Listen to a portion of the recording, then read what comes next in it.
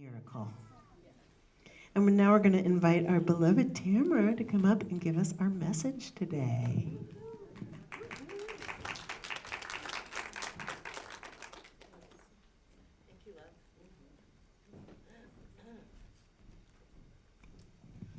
Good morning. And I'm so honored to be in front of you today. And I like to start my Sundays with an intention.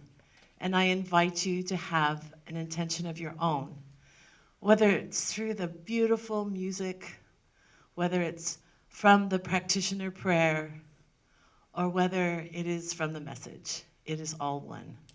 So let us give a moment to have our intention. What we want to walk away from today, what will uplift us and carry us through the week. Let us go into a moment of silence.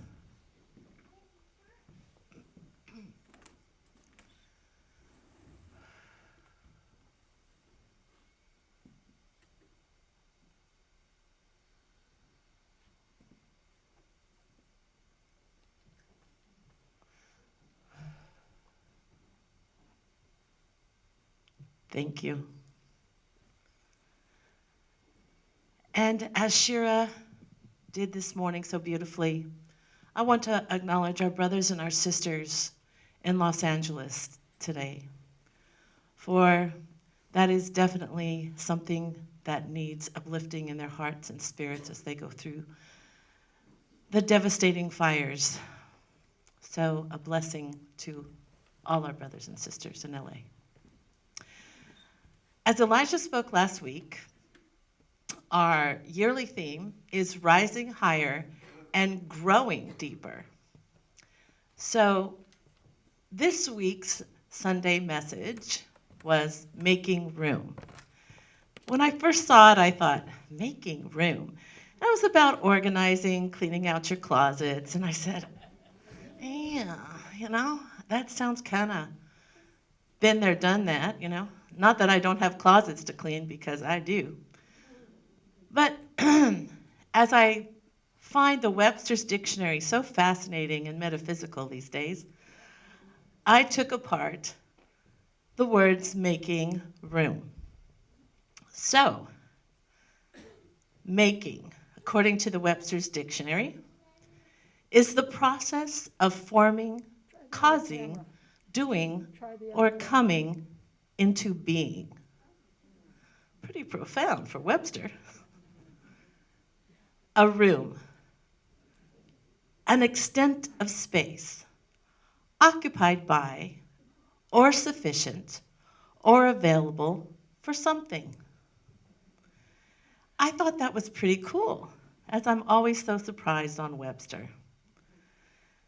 And before I go into my quote, I heard this last night, and it was from a Chinese fortune cookie that said, your best ability is your availability. Yes. And I really like that. I am experiencing a little bit of a cold, so my throat is a little scratchy. When I started taking on this idea of making room, I was also working on my homework for my Sufi class with Adora and Molly. And I recognized that what our homework was about communication and about speaking in I statements instead of pointing the finger when we're having a conversation with someone that we're in conflict with. When I came upon the quote, it just felt right. And it's from Thich Nhat Hanh. It's a little long, so here we go. When you plant lettuce, if it does not grow, you don't blame the lettuce. You look for the reasons why it is not doing well. It may need more water, more fertilizer, or less sun. You never blame the lettuce. Yet if we have problems with our friends or family, we blame the other person. But if we know how to take care of them, they will grow well like the lettuce. Blaming has no positive effect at all, nor trying to persuade using reason and argument. That is my experience. If you were to understand and show you understand, you can love the situation, and that situation will change. Now, here's my story. I went into some deep personal conflict. A lot of stuff in my life. I added on some hours this week, and I started dropping everything. Forgot my check, wasn't communicating with my friends. I forgot I was practitioner last week and didn't show up until everybody was already here. And so I was looking at all that, and I was talking to my dear friend and my boys, and I was getting irritable. I was getting snappy, and they called me on it. And I was having other conflicts where I went with friends. And I realized once I let down my armor and I was able to not be defensive, I had an opportunity to change my story. And that so many times in my life, I have created a story because that story seemed to make me look good or acceptable or whole. And that story I clung to because I didn't want to be transparent for people to see maybe my flaws, how I don't do things correctly, how I'm definitely not perfect. And I know that we all have stories. And a lot of times those stories need to be cleaned up. We have to let go of some of our stories. Because if we don't, they will take us down that same path that we complain about all the time, which is in the drama of life. There's, Reverend Deborah talks about it, there's the villain, the victim, and the hero. And I don't know about you, but I always want to be the hero. I definitely don't want to be the victim. And I definitely don't want to be the villain. So we create stories about our family, especially through the holidays. That arose for me. And I have adoptive children that are adults. And all of them have found their biological families. So this Christmas, I went out with a friend for Christmas Eve and had a bite and saw some lights. Then I went home and I was all by myself because everyone was at their bio family. I have this big group of people in my home. But I liked it. I got a blanket and I turned on Hallmark, and the dogs and I had a very warm and fuzzy night. However, I did not realize that I harbored some resentment. You know, that, God, I have done all this stuff. I do everything for everybody else. Yeah, you know? And that resentment started coming out. That resentment started coming out in snarky ways, you know, like, short-tempered. And it wasn't until I realized I made no room for gratitude. I was squeezing it out with my stories. And how much my stories about this and about that was definitely my armor to make sure that no one was going to hurt me any more than I felt hurt in the past. And how much that kept me from the love and the experiences I wanted to have. And telling the truth about that takes vulnerability. And vulnerability takes courage. And that's a tough thing to look at the things that aren't so pretty and are pretty messy in our lives. I know that I hide out. I make so many great excuses for why they're there. But I don't change my story. I don't change my story, and I'm the creator. I am the author. And in being that, I could change the end, and I could change the process. And once I'm willing to be aware and put light on that story, there's more possibility. So I ask you, what stories do you need to let go of to make room for your new story? What blaming, what things are you filled with shame over that you need to protect yourself over? What if making room was about opening your heart to possibility by practicing those things that keep you from it, those stories, those beliefs, those opinions? We talk a lot about oneness here, but oh my goodness, the parts we have trouble with usually are our family and our relationships. And once I went through a lot of tears and embarrassment because my boys were there, my friend was there, and another friend I had a conversation with. Embarrassing. I was just like, ugh. Something shifted. Something shifted. I didn't have to try to be the hero, which usually means I want to be right. Oh, yes, being right. And I didn't have to be the victim, which I do fall in. Woe is me, I'm so tired, I do everything. That doesn't make room for possibility. So, the hero, the villain, the victim. How do we step out of that? I sensed a shift that night in prayer, and the next day I was blessed with going over to Eric and Catherine Randall's home and sat with them, and we were talking. And I witnessed the most beautiful thing. In the most devastating aspect of our lives is the leg and the journey of moving and transitioning our body into the next stage of life. And Catherine and Eric tell me each time they have never been more in love than they are right now through that process. So, like Elijah said, it's not that conditions change. It's that our experience of them changes.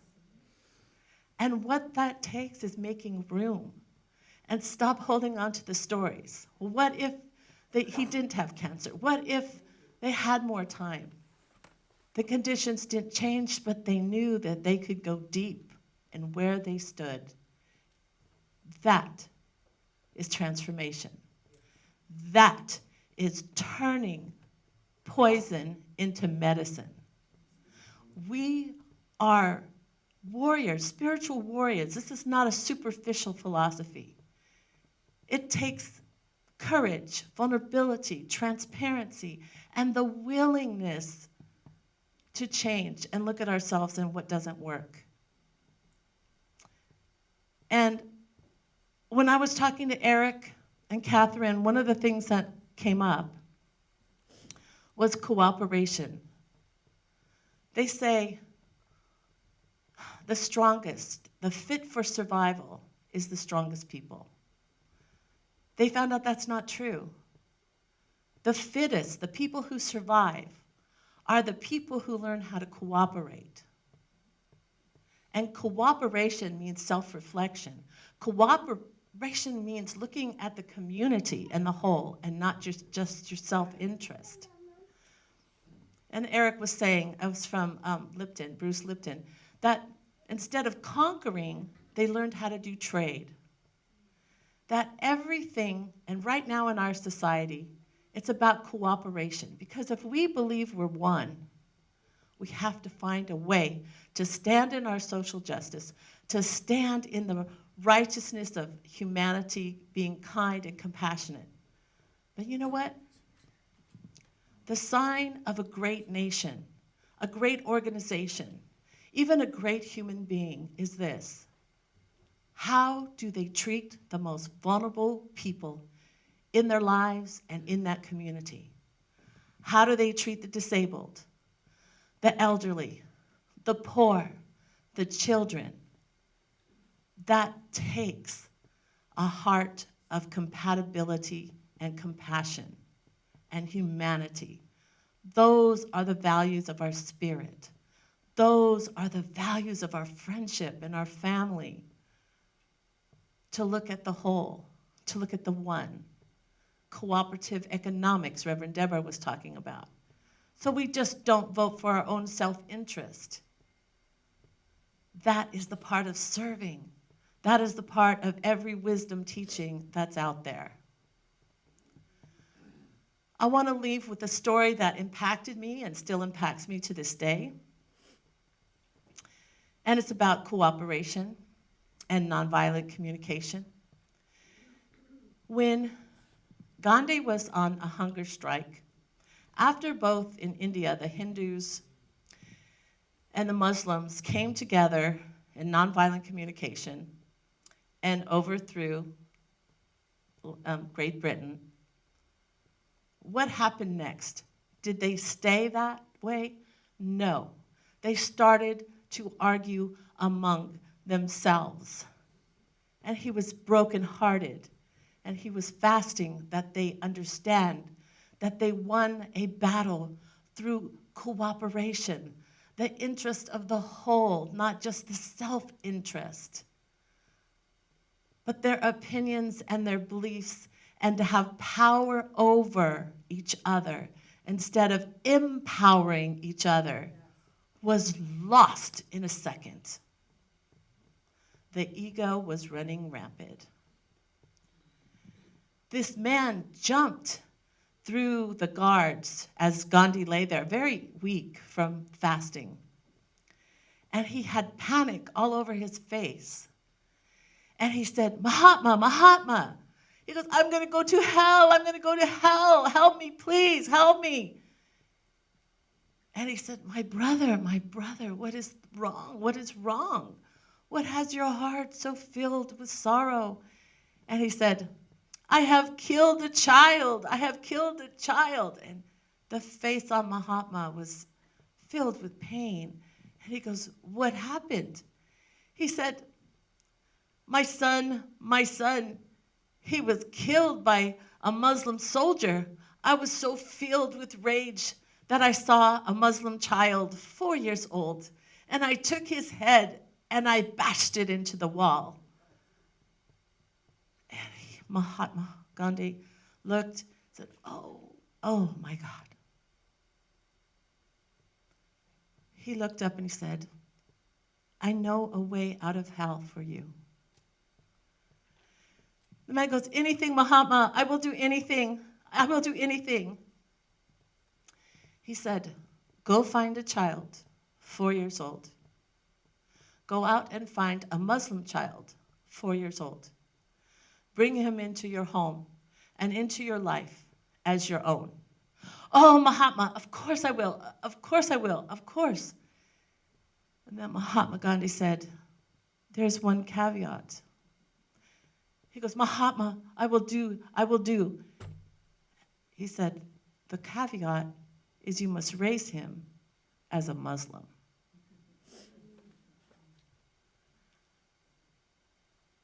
How many of us can do that? How many of us can turn our ideologies, our belief systems that we don't understand, that we don't like, that we don't understand, and make room for them? If we are to be one, we have to make room for transformation in our hearts, but we have to make room for others who don't think like us, don't pray like us. That is our work. And I want to say, let's go. And so it is. Thank you.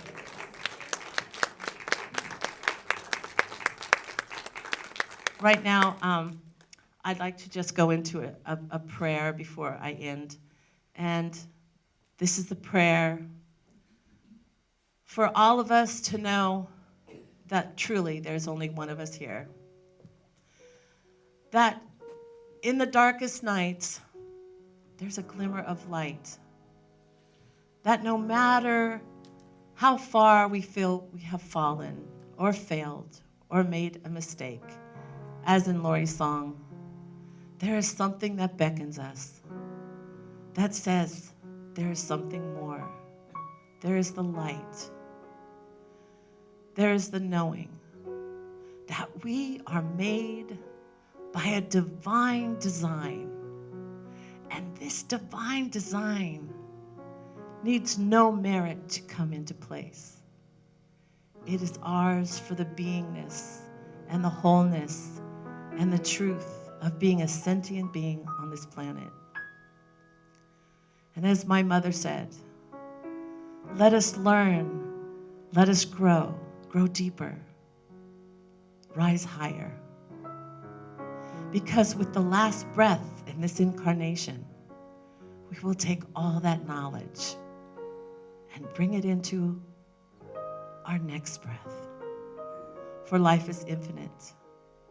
Life is being all the time. Whether we can see it with our eyes that are limited in perception, but our soul wakens us to remember the bigness of our lives, the infiniteness of our lives. And I say, let's grab on to understanding that infinite, that there is no armor to be held on to, no mistakes, no shame, but to go deeper, face them and know they're just shadows. And once the light has come fully, they disappear. Let us hold on to what we know. Compassion and love are ours always. And so it is.